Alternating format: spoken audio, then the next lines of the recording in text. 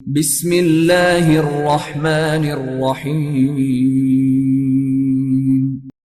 इक़रा बिस्मि रब्बिकल्लज़ी खलक़।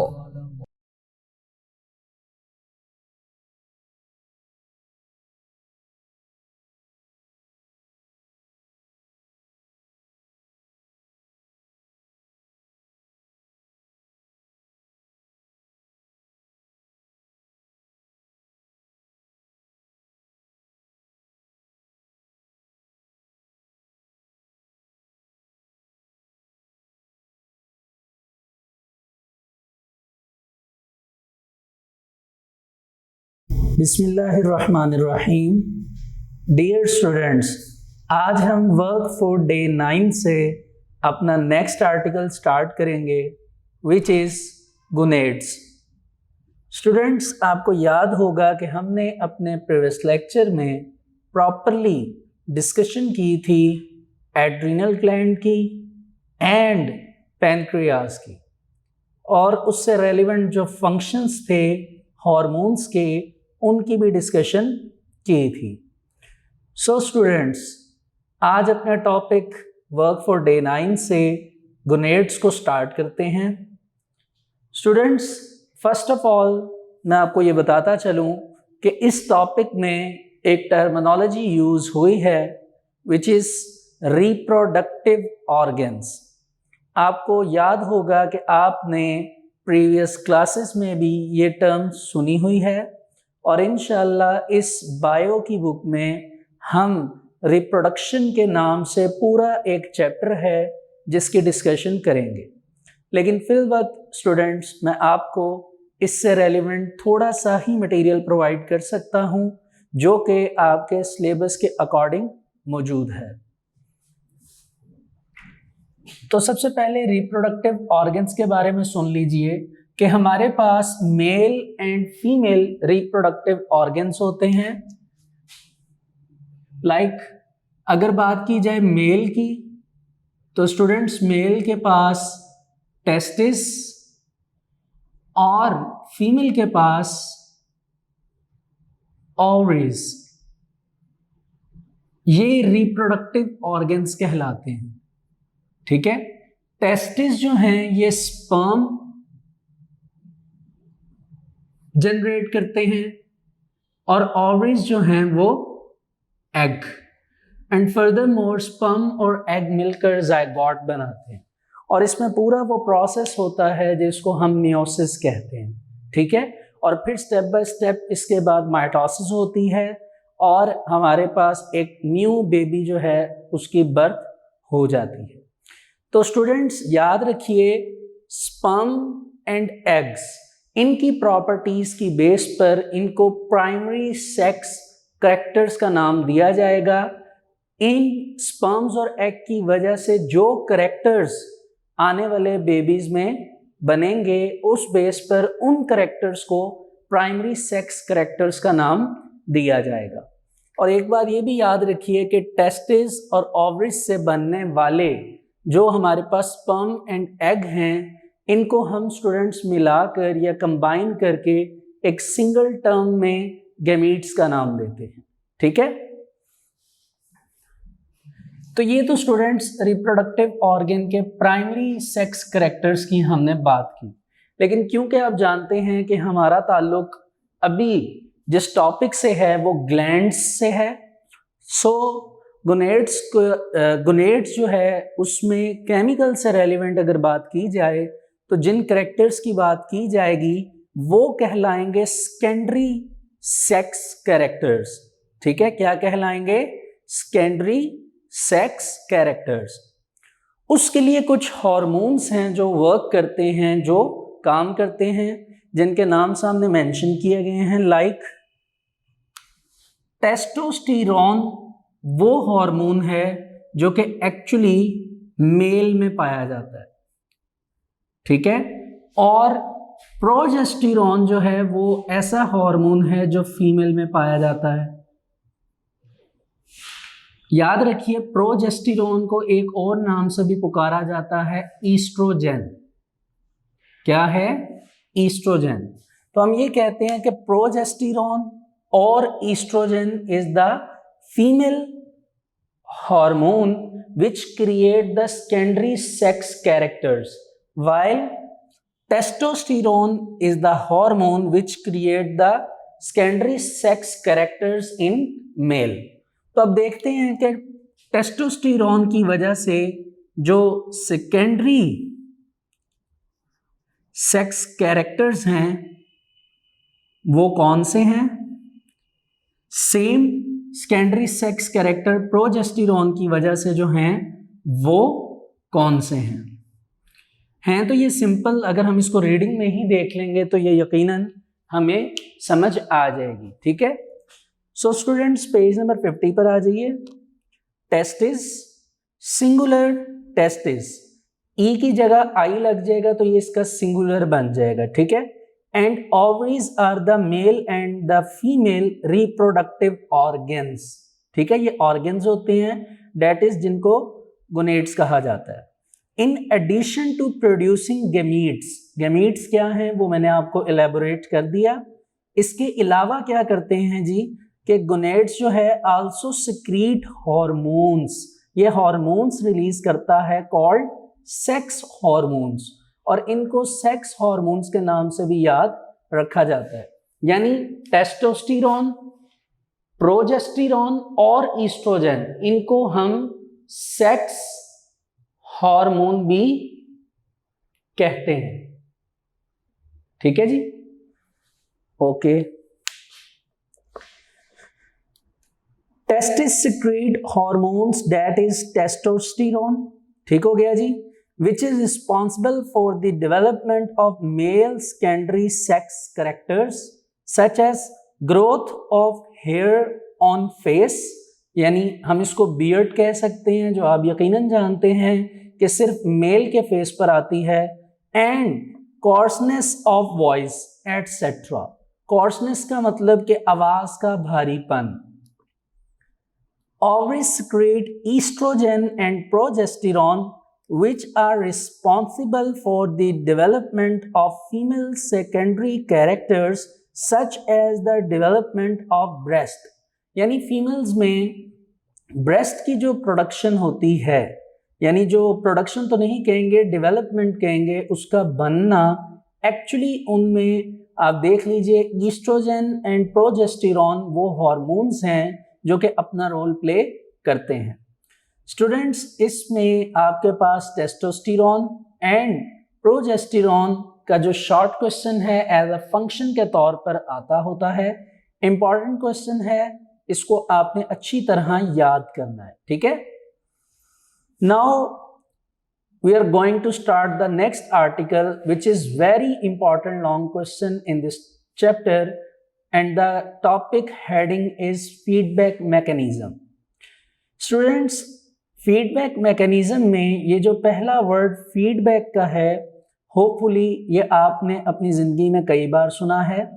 जैसे आप एक एग्जांपल ले लीजिए, आपकी क्लास में एक न्यू टीचर हैं जो आपको एक सब्जेक्ट पढ़ाने आते हैं, वो सब्जेक्ट पढ़ाते हैं, अच्छी तरह आपको एलेबोरेट करते हैं और चले जाते हैं। तो बाद में जो स्कूल में मौजूद कोऑर्डिनेटर हैं वो आकर आपसे फीडबैक लेते हैं कि जी बताइए कि टीचर ने आपको क्या पढ़ाया है, कैसा पढ़ाया है, यानी होपफुली हम ये कहते हैं कि आउटपुट दीजिए। तो फीडबैक मैकेनिज्म एक ऐसा मैकेनिज्म है जिसके थ्रू हम ये देखेंगे कि जो हार्मोन्स हैं क्या ये अगर अपनी वर्किंग स्टार्ट करते हैं तो कॉन्टिन्यूसली करते रहते हैं, क्या कांस्टेंट रेट से ये काम होता रहता है, या क्या ऐसी चेंजेस हैं जो इनमें आती हैं।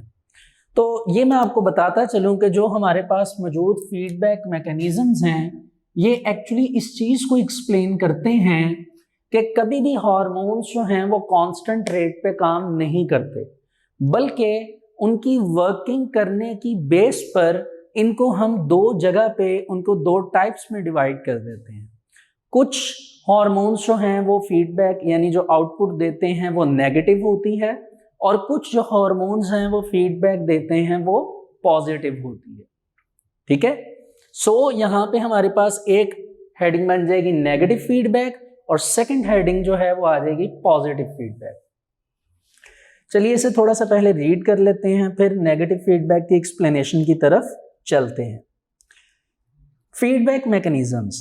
Endocrine glands do not secrete their hormones at a constant rate. ठीक है, ये एमसीक्यू भी है और याद भी रखना है कि कांस्टेंट रेट पे हॉर्मोन्स रिलीज नहीं होते। The rate varies with the needs of the body. Varies का मतलब चेंज होते रहना, जैसे जैसे बॉडी की रिक्वायरमेंट है उस बेस पर ये अपनी मिकदार, अपनी कंसंट्रेशन को चेंज करते हैं। Like many other functions in body, जिस तरह दूसरे बॉडी के फंक्शंस हैं। The secretion of hormones is also regulated by feedback mechanism. और इनकी जो रेगुलेशन है उसके बारे में जब हम डिस्कस करते हैं तो वो होपफुली फीडबैक मैकेनिज्म के थ्रू की जाती है। Feedback mechanism means the regulation of a process by the output of the same process. ये एक्चुअली आपके पास फीडबैक मैकेनिज्म की डेफिनेशन आ जाती है कि फीडबैक मैकेनिज्म क्या है। इसका बेसिकली मतलब ये है कि जो आउटपुट आ रही है उस आउटपुट के ऊपर हम रेगुलेशन देखते हैं कि कैसी है। मीन टू से कि अगर एक हार्मोन आपकी बॉडी में काम कर रहा है तो जैसे जैसे वो काम करेगा तो वो with the passage of time एक स्पेसिफिक रेगुलेशन में वो ये काम करेगा, और जिस तरह की उसकी रेगुलेशन होगी वैसा आउटपुट आपकी बॉडी को मिलेगा और आपकी बॉडी की जो रिक्वायरमेंट्स हैं वो पूरी होंगी। लेकिन ये काम कांस्टेंट रेट से कभी भी नहीं होता। ठीक है, इसमें कुछ ना कुछ चेंजेस आती हैं। तो बेसिकली जो चेंजेस आती हैं वो तो दो तरह की हैं। First is the negative and the second one is positive. ठीक है, सो स्टूडेंट्स नेगेटिव फीडबैक क्या है? नेगेटिव फीडबैक के बारे में लिखा है कि एक ऐसा फीडबैक जिसमें जो आपका आउटपुट है वो या तो डिक्लाइन हो जाएगा और स्टॉप, यानी जो भी आपका हार्मोन फंक्शन परफॉर्म कर रहा है वो किसी ना किसी वजह से या तो डिक्लाइन हो जाएगा या स्टॉप हो जाएगा, यानी रुक जाएगा।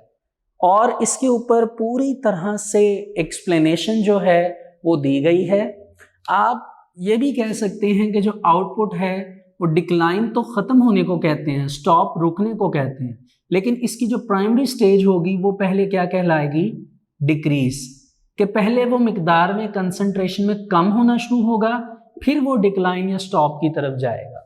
जैसे आपके घर में एक अगर नल है, आप जो टैप वाटर होता है, टैप आप जब उसे ओपन करते हैं उसके साथ आपने एक पाइप कनेक्ट किया हुआ है और आप पानी लगा रहे हैं एक बागीचे में, तो क्या होता है आप जैसे जैसे पानी लगाते हैं अच्छी तरह लग जाता है, अच्छी तरह वो बागीचा सैराब हो जाता है पानी से। उसके बाद जब आप पानी बंद करने जाते हैं तो उस पाइप में से जो वाटर एक स्पेसिफिक कंसंट्रेशन से आ रहा होता है वो थोड़ा थोड़ा करके उसकी कंसंट्रेशन कम होना शुरू हो जाती है और फिर बेसिकली वो टोटल कंसंट्रेशन जो है वो स्टॉप की तरफ आ जाती है। नो डाउट उस पाइप के अंदर, उस ट्यूब के अंदर वाटर स्टोर होता है, लेकिन जो आउटपुट है वो क्या हो जाती है? With the passage of time decrease होने के साथ साथ डिक्लाइन हो जाती है। ठीक है, सो नेगेटिव फीडबैक में जो जिन हार्मोन्स की एग्जांपल ली गई है वो एक्चुअली एक तो हमारे पास है इंसुलिन और दूसरा जो है स्टूडेंट्स वो है ग्लूकागॉन।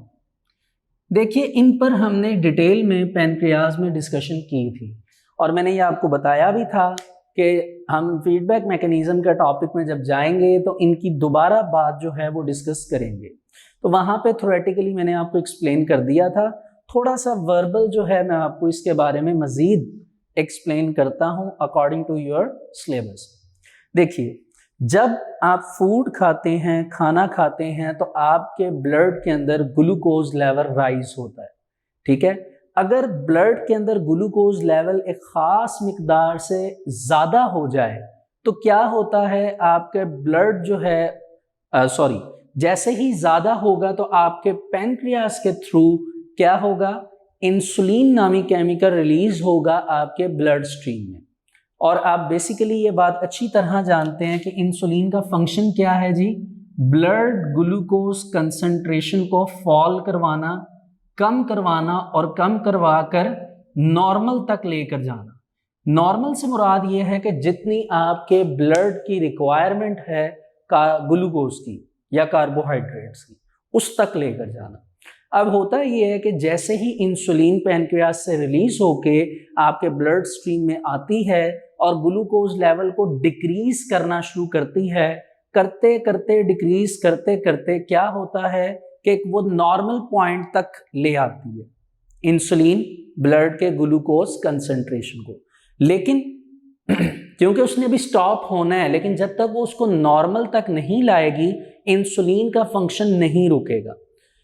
तो क्या होता है कि इंसुलिन जब उसको नॉर्मल तक लाती है ग्लूकोज लेवल को, तो ग्लूकोज लेवल थोड़ा सा नॉर्मल सेट पॉइंट से नीचे चला जाता है, जिस वजह से ब्लड में इस चीज का नॉलेज आ जाता, सॉरी ब्लड में नॉलेज नहीं, इट मीन्स डैट कि आपकी बॉडी को इसका एक मैसेज आ जाता है या नॉलेज मिल जाता है इस चीज का कि बेसिकली आपके ब्लड में ग्लूकोज लेवल अब फॉल कर रहा है, जिस वजह से इंसुलिन के फंक्शन को डिक्लाइन किया जाता है और पैनक्रियास से एक दूसरा हार्मोन आता है इसके फंक्शन को अब कंप्लीट करने के लिए कि अब ब्लड के ग्लूकोज लेवल को राइज करवाने के लिए, और वो हमारे पास क्या है, ग्लूकागॉन। ग्लूकागॉन का स्टूडेंट्स बेसिकली फंक्शन क्या है कि ब्लड के अंदर ग्लूकोज लेवल को हाई करना, इंक्रीज करना। अब होता क्या है, जैसे ही ग्लूकागॉन आता है तो इंसुलिन का फंक्शन डिक्लाइन हो जाता है, पहले डिक्रीज होता है और फिर डिक्लाइन की तरफ चला जाता है। तो ग्लूकागॉन आपके ब्लड में आता है और ब्लड में ग्लूकोज लेवल को इंक्रीज करने की कोशिश करता है और नॉर्मल पॉइंट तक लेकर आता है। लेकिन अगर वो नॉर्मल से ज्यादा कर देगा तो फिर इंसुलिन, यानी ये एक दूसरे के ऑपोजिट जॉब परफॉर्म करेंगे और ब्लड में ग्लूकोज लेवल को नॉर्मल पे सेट करने की कोशिश करेंगे। लेकिन जिसमें इस आपके ब्लड में अगर इंसुलिन लेवल अपना फंक्शन परफॉर्म कर रहा है तो फंक्शन परफॉर्म करने पर उसने नॉर्मल सेट पॉइंट तक लाना है। अगर वो नॉर्मल से ब्लड ग्लूकोज लेवल को कम कर देगा तब ग्लूकागॉन आ जाएगा।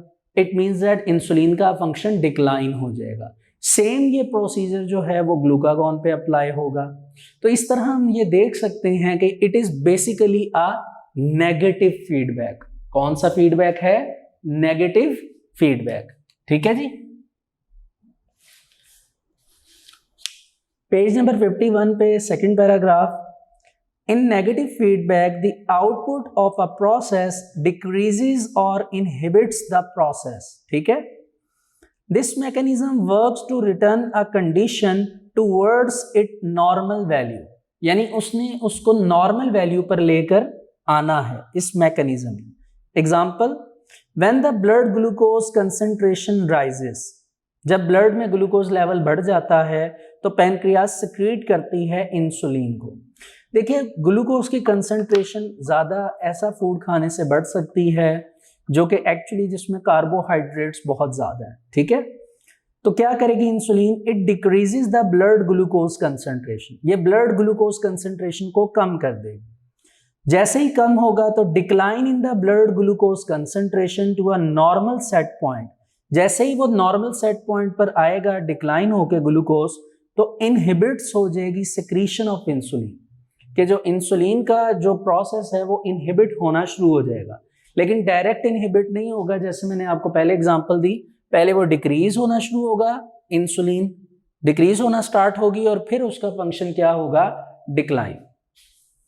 ठीक है, सिमिलरली यहां से उन्होंने अगली बात ग्लूकागॉन की स्टार्ट की, लेकिन मैंने आपको थोड़ा सा एडिशनल समझाया कि अगर नॉर्मल से कम की तरफ ले जाएगी इंसुलिन तब क्या होगा। ठीक है, अच्छा, similarly when blood glucose concentration drop below normal, drops below normal यानी नॉर्मल से कम होगा तो पैनक्रियास सिक्रीट करेगा ग्लूकागॉन को। ग्लूकागॉन क्या करेगा? उसका क्या फंक्शन है जी? It raises the blood glucose concentration, ये ब्लड ग्लूकोज कंसंट्रेशन को रेस कर देगा, बढ़ा देगा। In this case rise in the blood glucose concentration, जैसे ही ब्लड ग्लूकोज कंसंट्रेशन बढ़ेगी to a normal set point और नॉर्मल सेट पॉइंट तक आएगी तो inhibits the secretion of glucagon. तो क्या होगा जी? अल्टीमेटली ग्लूकागॉन का जो फंक्शन है वो इनहिबिट हो जाएगा रुक जाएगा। सेम वही बात, डिक्रीज होकर वो स्टॉप हो जाएगा। इन अदर वर्ड्स, दूसरे अल्फाज में अगर बात की जाए तो ब्लड ग्लूकोज जो कंसंट्रेशन है, जो कि एक्चुअली आउटपुट है, वो कंट्रोल की जाती है किस प्रोसेस से?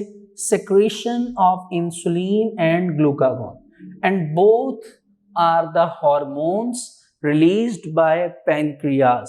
और इसमें जो प्रोसीजर हम पढ़ रहे हैं वो एक्चुअली कौन सा है? Negative feedback. ठीक है जी। सो स्टूडेंट्स, अब चलते हैं जी पॉजिटिव फीडबैक की तरफ। ये इजी है। पॉजिटिव फीडबैक क्या होता है कि अगर किसी वजह से आपकी बॉडी में चेंज आता है, ठीक है, और चेंज के रिजल्ट में जो हार्मोन रिलीज हो रहा है वो मजीद रिलीज होना शुरू हो जाएगा, रिक्वायरमेंट की बेस पे उसकी कंसंट्रेशन बढ़ जाएगी। It is called positive feedback. इसमें जो एक्चुअली एग्जाम्पल है वो हम रीडिंग में ही देखेंगे। It is the example of suckling action of infant। जो दूध पीता बच्चा होता है, जिसको शीर ख्वार भी कहते हैं स्टूडेंट्स, उसे इन्फेंट कहा जाता है। सकलिंग एक्शन यानी जब वो बच्चा दूध पीता है अपनी वालदा का, या वालदा से दूध पीता है, या हम देखते हैं जो छोटे बच्चे हैं एक्चुअली उनकी ये बात की जा रही है, जब वो ये एक्शन परफॉर्म करते हैं तब आपका पॉजिटिव फीडबैक जो है वो रिस्पॉन्स करता है। आइए इसे देखते हैं। In positive feedback the changes resulting from a process increase the rate of process, कि इस प्रोसेस का रेट जो है इंक्रीज हो जाएगा, हार्मोन ज्यादा इंक्रीज होगा फंक्शन को परफॉर्म करने के लिए। For example, Suckling action of an infant stimulates का क्या मतलब कि मैसेज प्रोवोक करेगा किस चीज का? Production of hormone in mother, कि फीमेल जो है, मदर जो है, उसमें हार्मोन जो है उसकी प्रोडक्शन करेगा। This hormone works for the production of milk, और वो हार्मोन एक्चुअली किसकी प्रोडक्शन करेगा? मिल्क की। अब यहाँ पे आपके लिए एक क्वेश्चन है कि मिल्क की प्रोडक्शन करने वाले हार्मोन का क्या नाम है? आपने इसे सोचना है। हमने इसको पहले ग्लैंड्स के स्टार्ट में पढ़ा है कि जी ये हार्मोन है जो कि बेसिकली फीमेल हार्मोन है, और इसका एक्चुअल में काम है प्रोडक्शन ऑफ मिल्क।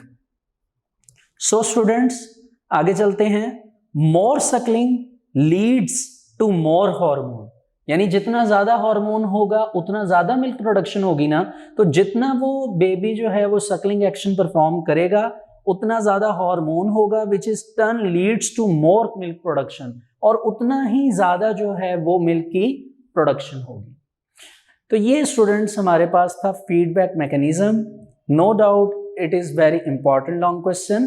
सवाल ये है यहाँ पे कि ये आएगा कैसे और इसे हमने लिखना कितना है। देखिए, इसमें कटिंग मुश्किल है क्योंकि ये एक पूरा प्रोसीजर है, एक परफॉर्मा है जो प्रॉपरली हो रहा है। इसमें एक भी लाइन अगर कट करते हैं तो अगर कोई रीड करने वाला है, एक टीचर जो हैं या आपका जो इंस्ट्रक्टर है, जब वो रीड करेगा या करेंगे तो उनको करते हुए अगर कोई लाइन मिस लगेगी तो वो एक्चुअली पूरा जो एक वो रिदम है थ्योरी का वो स्प्लिट हो जाएगा। इसीलिए इसमें कटिंग नहीं है।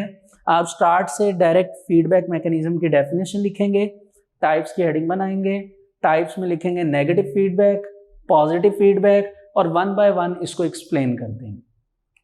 ज़्यादातर ये लॉन्ग आपको क्वेश्चन ऐसे आएगा, right a note on feedback mechanism. Complete आता है 5 मार्क्स का, 2.5 मार्क्स का। इसमें 2 मार्क्स जो हैं वो आपके नेगेटिव फीडबैक, 2 मार्क्स जो हैं वो पॉजिटिव फीडबैक, और 1 मार्क जो है वो आपका फीडबैक की डेफिनेशन का है। ठीक है, इस तरह स्टूडेंट्स आज हमारे वर्क फॉर डे 9 में हमने गोनेड्स का टॉपिक और उसके साथ फीडबैक मैकेनिज्म का टॉपिक कंप्लीट किया। होपफुली आपको ये अच्छी तरह समझ आ गया होगा। इसके साथ साथ आज का लेक्चर हम यहाँ तक कंप्लीट करते हैं। इंशाल्लाह नेक्स्ट लेक्चर डिसऑर्डर्स का है, ठीक है, वो लेक्चर हम वर्क फॉर डे 10 में कंप्लीट करेंगे। So students, work for day 9 आज यहाँ तक कंप्लीट होता है। थैंक यू एंड अल्लाह हाफिज।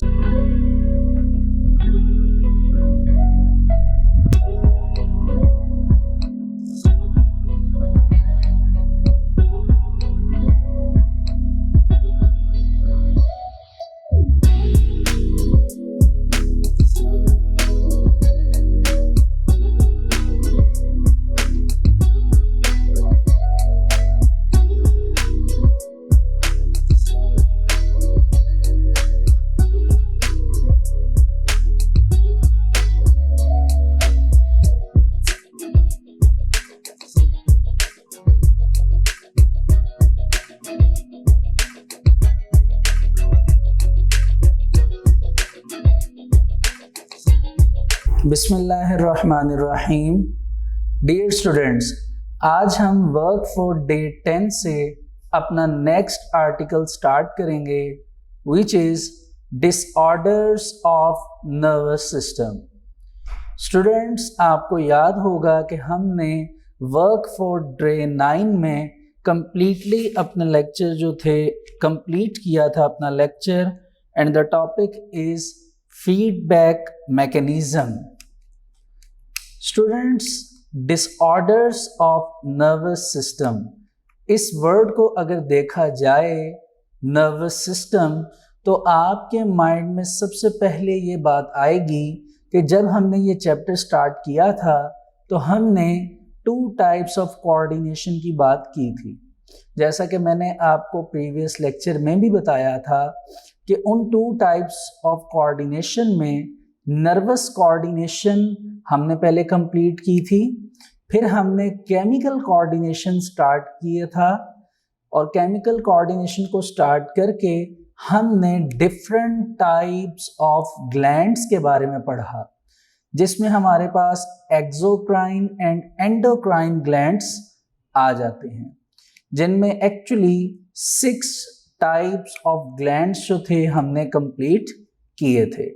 तो basically students, nervous and chemical coordination जो 2 टाइप्स थी कोऑर्डिनेशन की, वो कंप्लीट हो चुकी हैं, यानी वर्क फॉर डे 9 तक। Now students, we have to complete the last topic, which is disorders of nervous system, और इसमें ये डिसऑर्डर नर्वस कोऑर्डिनेशन से रेलिवेंट है। तो students, disorders of nervous system क्या है, आइए इसे देखते हैं। देखिए, डिसऑर्डर का मतलब क्या होता है? ऑर्डर का मतलब होता है हुक्म देना। तो बॉडी में एक्चुअली हमारे जो सिस्टम्स हैं उनको ब्रेन एक हिसाब से ऑर्डर करता है कि आपने ये डिफरेंट फंक्शंस क्या करने हैं, परफॉर्म करने हैं। लेकिन यहाँ पे डिसऑर्डर का मतलब क्या है कि प्रॉपरली जो है वर्किंग नहीं हो रही।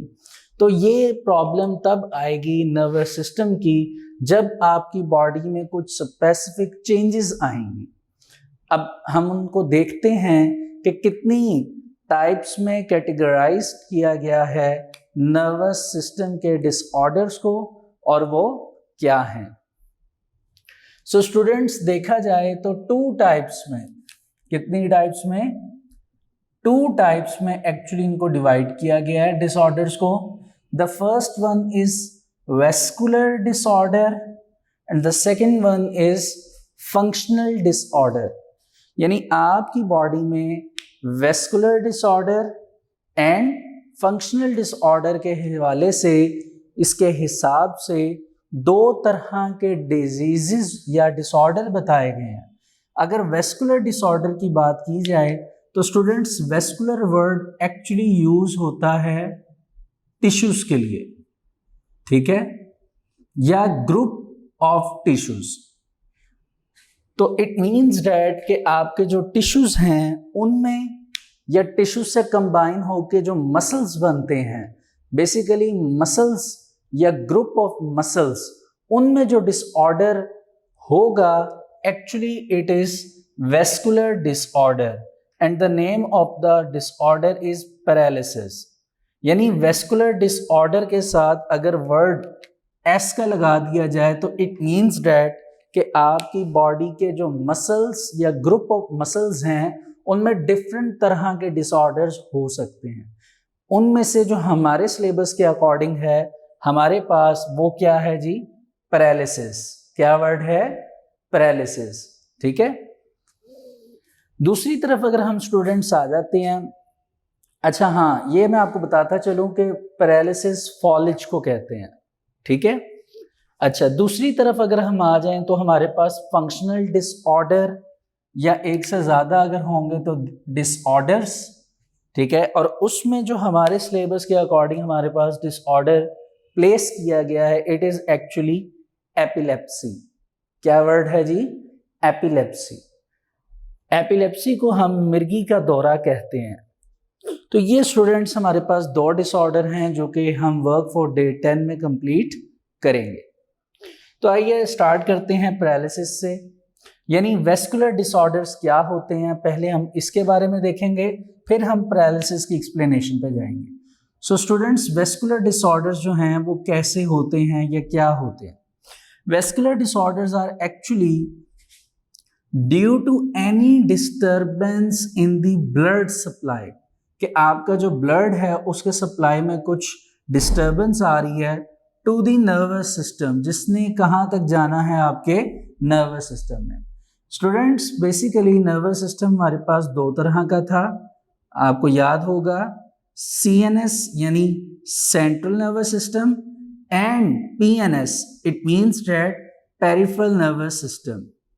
ठीक हो गया जी।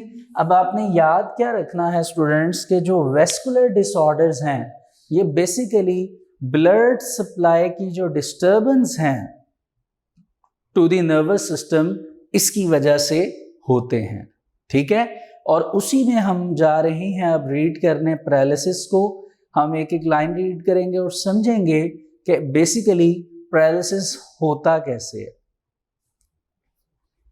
इसके लिए स्टूडेंट्स पेज नंबर 51 के लास्ट पे आपको यह टॉपिक नजर आ जाएगा, डिसऑर्डर्स ऑफ नर्वस सिस्टम। आप ये जो 4 लाइंस हैं इन्हें रीड कर लीजिएगा, इनमें से 2 लाइंस तो व्हाइट बोर्ड पे मेंशन कर दी गई हैं, ठीक है, और बाकी जो उनके मीनिंग्स हैं वो आपको बता दिए गए हैं। सो पेज नंबर 52 से हम पैरालिसिस स्टार्ट करते हैं जी। पैरालिसिस क्या होता है? देखिए, थोड़ा सा रीडिंग की तरफ जाने से पहले मैं आपको ये बता दूं कि पैरालिसिस यानी फॉलेज का अटैक कैसे होता है, हमें कैसे उसके सिम्टम्स नजर आते हैं।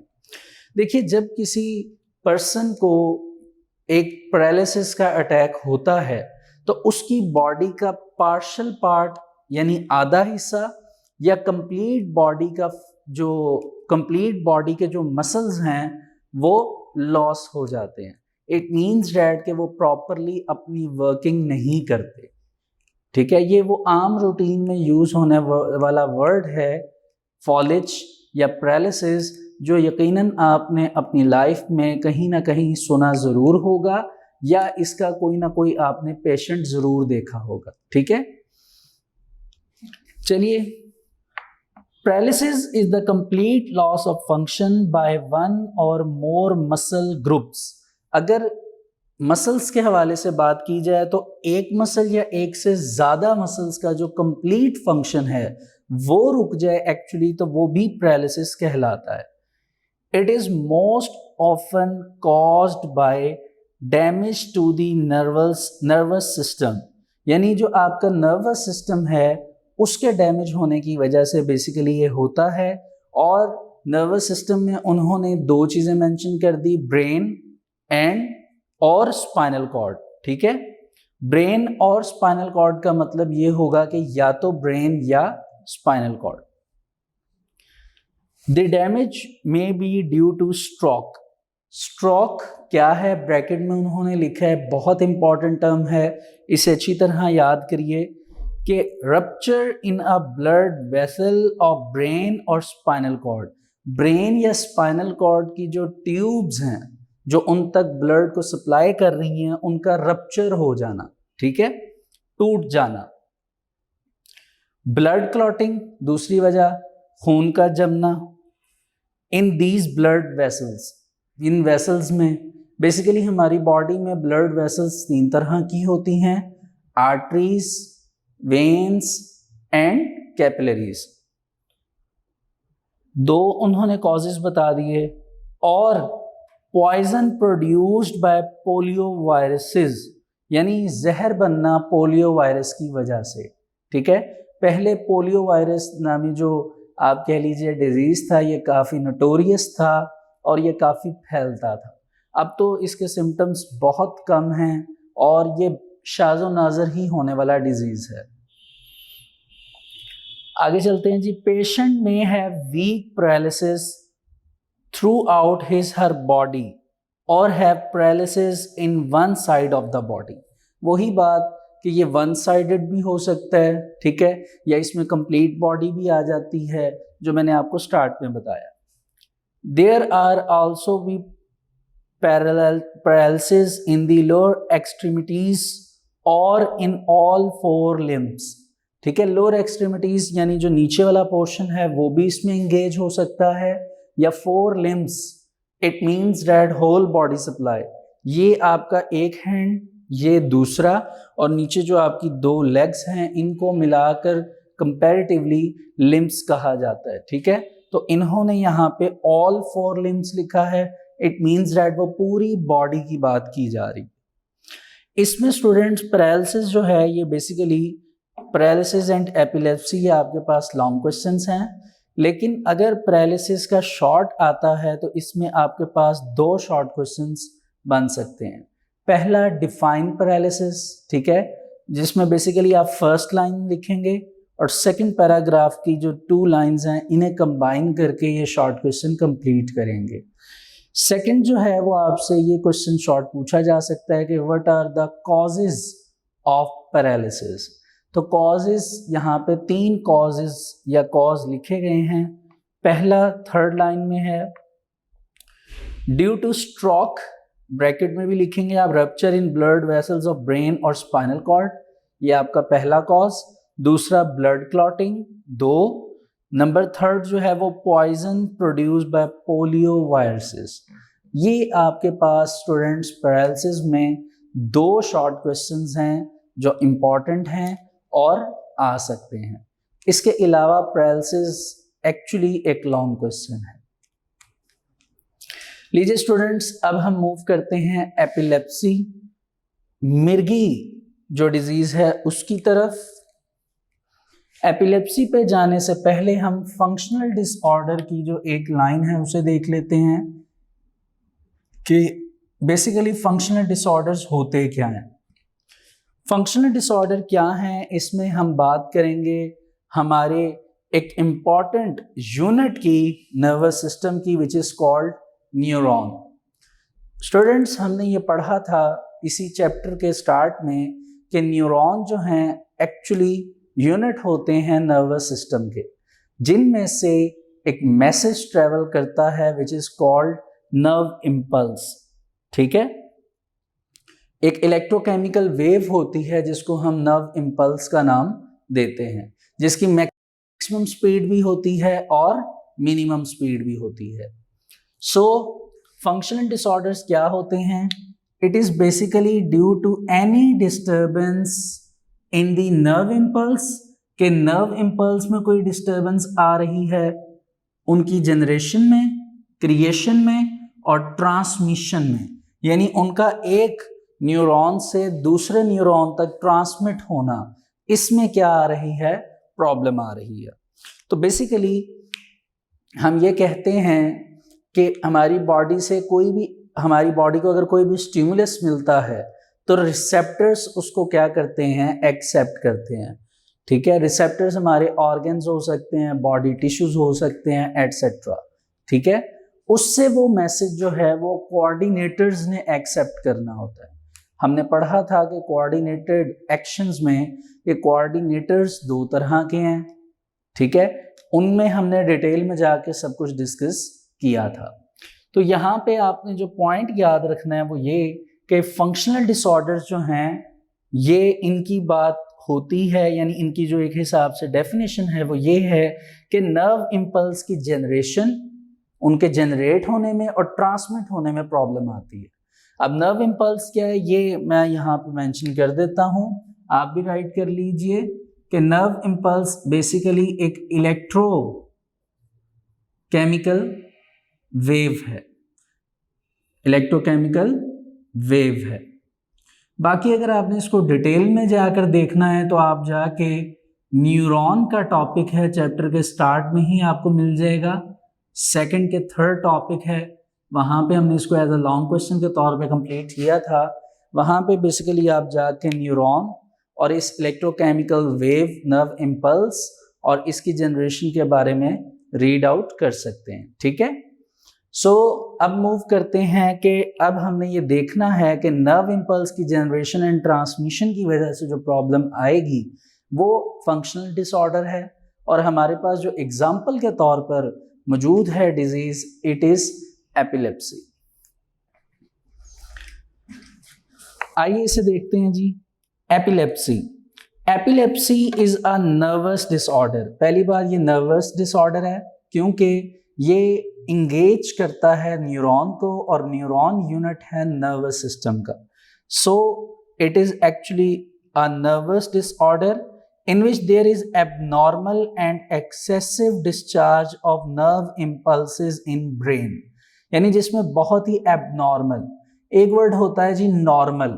abnormal से मुराद क्या होगा कि कभी excessive, abnormal and excessive discharge का मतलब ये होगा कि कभी आपके जो nerve impulse से जो मैसेज इलेक्ट्रोकेमिकल वेव है वो बहुत ही फास्टली और बहुत ज़्यादा, कभी कम, यानी एक रूटीन के हिसाब से वो ट्रैवल नहीं करेंगी, और ये डायरेक्ट जानी कहाँ पर है जी? ब्रेन के पास। It causes unprovoked seizures in patient, यानी इसकी वजह से जब ये डिस्चार्ज होती हैं इस तरह नर्व इम्पल्सेस, तो जो पेशेंट है उसको सीजर्स मतलब झटके लगते हैं। A seizure of epilepsy is a temporary abnormal state of brain. ये एक आर्जी सूरत हाल होती है जिसमें पेशेंट को आर्जाना तौर पे झटका लगता है, मार्क्ड बाय कॉन्वल्जन्स, ठीक है, और दौरे पड़ते हैं। इन यंगर पीपल एपिलेप्सी में बी ड्यू टू जेनेटिक और डेवलपमेंटल कॉजेज। मतलब पहली बात तो ये है कि मिर्गी के पेशेंट अगर आपने कभी देखे हों तो वो बहुत कम होते हैं। यंग एज में तो आप ये कह लीजिए कि ये मोस्टली एक जेनेटिक प्रॉब्लम है। जेनेटिक प्रॉब्लम से मुराद क्या है कि जनरेशन टू जनरेशन चलती आ रही है, ठीक है, या फिर ये डेवलपमेंटल कॉज की वजह से हो सकता है कि ग्रोइंग एज में या ग्रोथ हो रही थी तब ये प्रॉब्लम हो गया। In people over age 40 years, यानी जो 40 साल से बड़े हैं, brain tumours are more likely to cause epilepsy, यानी जिनके दिमाग में ट्यूमर होता है, गिल्टी बन जाती है, उनको बेसिकली ये डिजीज हो जाता है। Head trauma and central nervous system infections में cause epilepsy at any age. अगर आपको हेड ट्रॉमा है, ठीक है, यानी कैंसरस स्टेट है तब, या फिर किसी भी किस्म का इन्फेक्शन है सीएनएस में, तो आप एपिलेप्सी की तरफ जा सकते हैं। जो पेशेंट है वो एपिलेप्सी की तरफ जाएगा। There is no known cure of epilepsy. Cure means इलाज, treatment, but medicines can control seizures, मतलब मेडिसिन्स जो हैं वो इन झटकों को कंट्रोल कर सकती हैं। Patients of epilepsy have to take medicines daily for the treatment as well as prevention of seizures. Mean to say कि मेडिसिन लेकर हर रोज वो इन झटकों से बच सकते हैं, अपनी प्रिवेंशन कर सकते हैं, ठीक है। और जो मेडिसिन्स मेंशन की गई हैं जो ली जाती हैं इस ट्रीटमेंट के लिए, उनके नाम भी दिए गए हैं। These are termed anticonvulsant, ये एक मेडिसिन है, या इसका नाम एंटी एपिलेप्टिक है। और ड्रग्स का वर्ड मैंने आपको पहले भी बताया है, मोस्टली हम मेडिसिन के लिए यूज करते हैं, ठीक है। तो एंटी कन्वल्सेंट या एंटी एपिलेप्टिक जो हैं, ये आपके पास वो मेडिसिन है जिसको बेसिकली यूटिलाइज करके हम एपिलेप्सी के जो सीजर्स हैं उनसे बच सकते हैं अगर ये डिजीज हुआ है। सो स्टूडेंट्स, ये बेसिकली हमारे पास आप देख सकते हैं कि 2 तरह के डिसऑर्डर्स थे जिनको हमने यहाँ तक कंप्लीट किया है, और मैं आपको ये बताता चलूँ कि अल्हम्दुलिल्लाह यहाँ तक हमारा वर्क फॉर डे 10 तक ये चैप्टर भी कंप्लीट हो गया है। सो स्टूडेंट्स, अब आपका क्या परफॉर्मा है, आपकी क्या बेसिकली ड्यूटी है कि आपने क्या करना है, आपने इसके जो MCQs हैं अब उनकी तरफ आ जाना है। इनमें से जो MCQs रीड करके प्रॉपर टॉपिक में से करने वाले हैं वो मैं आपके लिए छोड़ देता हूं, और बाकी जो MCQs हैं जो कि मतलब जल्दी परफॉर्म होने वाले हैं वो मैं आपको करवा देता हूं, जिनको आप रीड करते साथ ही पिक कर लेंगे, ठीक है। तो स्टूडेंट्स, हम लास्ट से स्टार्ट करेंगे MCQs नंबर 10 से। पहले है जी, all of these are hormones except, ये सारे हॉर्मोन्स हैं किसी एक को छोड़कर। तो आप देख सकते हैं इंसुलिन भी हार्मोन है, हमने देखा था, ठीक है, पैनक्रियाज में। थायरॉक्सिन भी एक हार्मोन है, हमने थायराइड ग्लैंड में पढ़ा था। ग्लूकागॉन भी एक हार्मोन है, हमने पैनक्रियाज में पढ़ा था। पेप्सिनोजेन जो है वो हार्मोन नहीं है, ठीक है, तो इसका आंसर पेप्सिनोजेन है। फिर insulin and glucagon are produced in, अभी नीचे आपको बताया कि दोनों कहाँ प्रोड्यूस हो रहे हैं, पैनक्रियाज में। अच्छा जी, MCQs number 8, if you look at an intact human brain you see the most in a large high convoluted outer surface. देखिए ये अब रीड करके करने वाला है, इसको एमसीक्यूज को 2 से 3 मरतबा आप पढ़िए, आपको इसका आंसर मिल जाएगा, ठीक है। इजी है, ब्रेन में से है, ये आप कर सकते हैं। This is not a part of the hind brain, हमने पढ़ा था हाइंड ब्रेन के 3 पार्ट्स होते हैं, पॉन्स, सेरिबेलम, मेडुला ऑब्लोंगाटा। तो 3 मौजूद हैं, जो चौथा नहीं है वो आप बता देंगे। सेरिब्रम, ये इसका पार्ट नहीं है। The myelin sheath is formed, myelin sheath का वर्ड आया, इट मीन्स डैट ये न्यूरॉन के टॉपिक से एमसीक्यूज है। माइलिन शीट बनती है डैश, अब आपने यहाँ पे बताना है कि माइलिन शीट किसके सराउंडिंग बनती है, which wrap around the axons of some neurons, जो कि कुछ न्यूरॉन्स के जो एक्सॉन्स हैं उनको रैप करती है।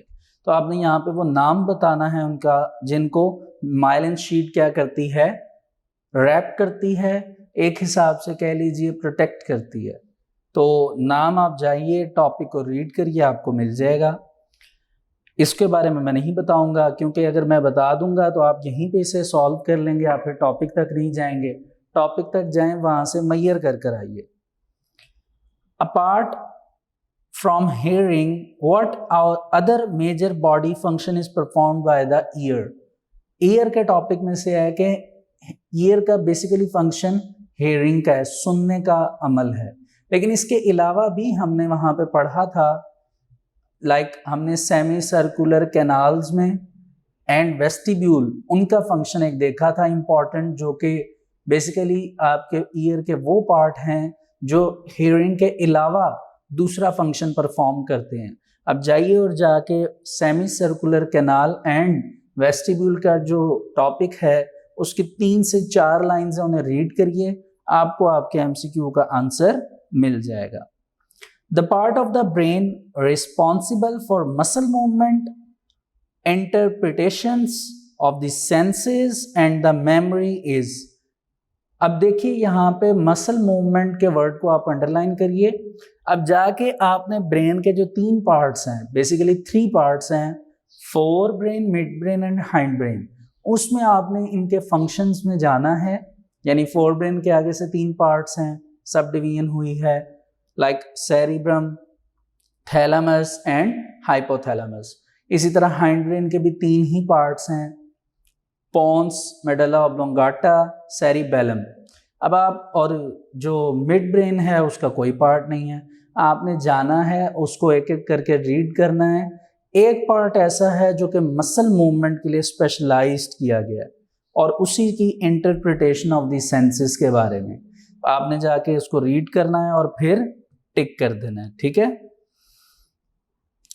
अच्छा जी, which neurons are present inside the central nervous system. ये तो बहुत इजी है, ये मैं आपको नहीं कहूँगा कि आप पढ़ें, इसमें आपके पास इंटर न्यूरॉन्स आ जाते हैं, ठीक है। The portion of the nervous system that is involuntary in action. आप आगे ब्रैकेट डाल के लिख लीजिए कि PNS यानी पेरिफेरल नर्वस सिस्टम का जो टॉपिक है उसमें आप जाएंगे तो आपको इस MCQ का आंसर इजीली मिल जाएगा, ठीक है।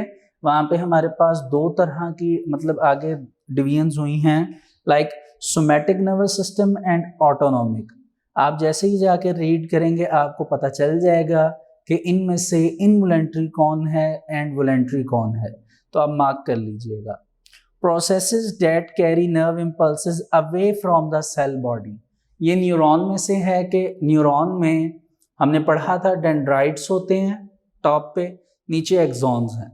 डेंड्राइड मैसेज को लेकर आते हैं न्यूरॉन की तरफ, ठीक है, यानी टूवर्ड न्यूरॉन, और अवे करना एक्सॉन्स का काम है।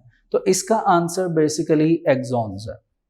अब स्टूडेंट्स आप ये सोच रहे होंगे कि सर ने कुछ एमसीक्यूज करवा दिए हैं जो कि इजी थे, लेकिन डिफ़िकल्ट एमसीक्यूज नहीं करवाए, पता नहीं क्या रीज़न होगी। ऐसा नहीं है, अगर मैंने आपको टॉपिक्स बता दिए हैं तो उनका आंसर मार्क करवाना कोई मुश्किल बात नहीं है। लेकिन बेसिकली ये ऐसा क्यों नहीं किया, ये जो चैप्टर है ये चैप्टर थोड़ा सा डिफ़िकल्ट है।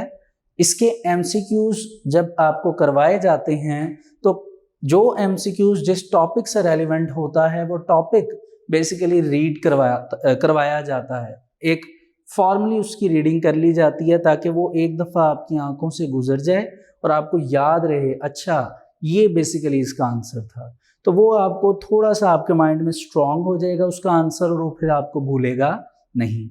तो जो मैंने आपको टॉपिक्स मेंशन किए और एमसीक्यूज भी मैंने रिवर्स स्टार्ट किए, पहले 10 करवाया फिर 9th एंड फॉरवर्ड, ये भी आप देखिए। और इस तरह यहाँ तक अल्हम्दुलिल्लाह हम ये कह सकते हैं कि चैप्टर प्रॉपरली कंप्लीट हो चुका है। जहाँ तक बात शॉर्ट एंड लॉन्ग क्वेश्चंस की है वो मैं आपको साथ साथ गाइड करता आया हूँ कि कौन सा शॉर्ट है और कौन सा लॉन्ग। सो स्टूडेंट्स, आज वर्क फॉर डे 10 में अल्हम्दुलिल्लाह हमारा chapter coordination and control complete होता है। Thank you so much. अल्लाह हाफिज़।